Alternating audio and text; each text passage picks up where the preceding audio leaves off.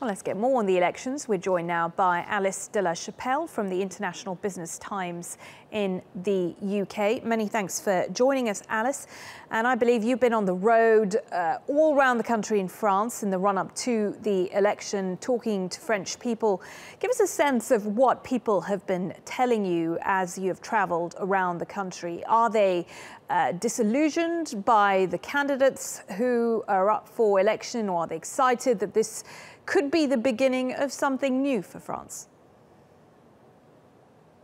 Well, when we were in France 2 months before the election, people would tell us, I've been voting for 30, 40 years, and this is the first time in my life that 2 months before an election, I do not know how to vote. I do not know who to vote for, which for the result, we have like two candidates that are anti-establishment. People are disappointed by the Republican, by the Socialists.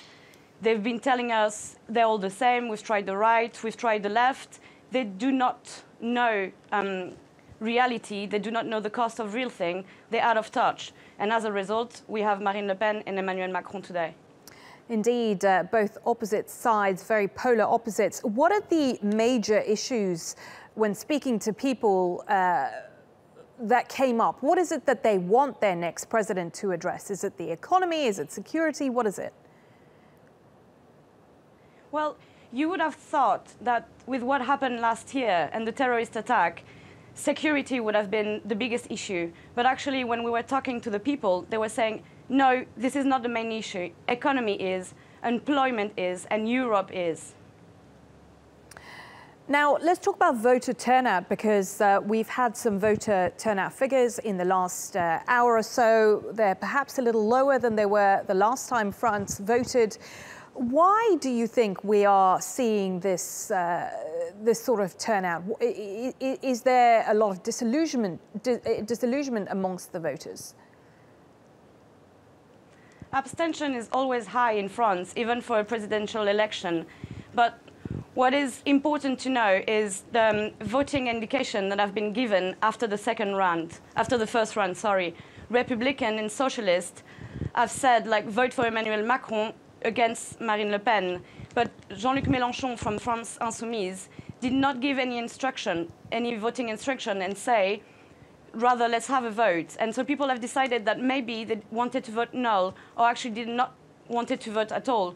Reason for that is to not give Emmanuel Macron full power, and to not have the situation it was in 2002 with Jacques Chirac, and have like 80% for Jacques Chirac.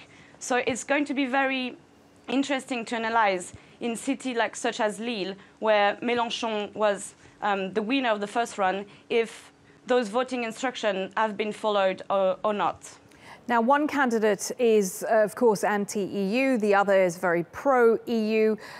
From the research that you've done, the people you've spoken to, do you think, is there disparity or harmony when it comes to French and European values and identity?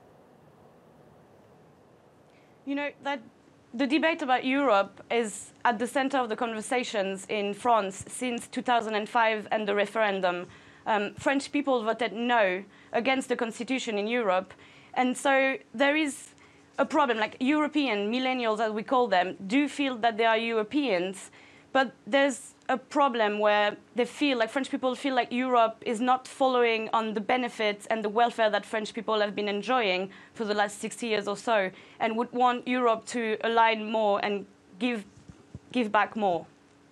Okay, really interesting to talk to you. Alice de la Chapelle from the International Business Times joining us there from London. Many thanks.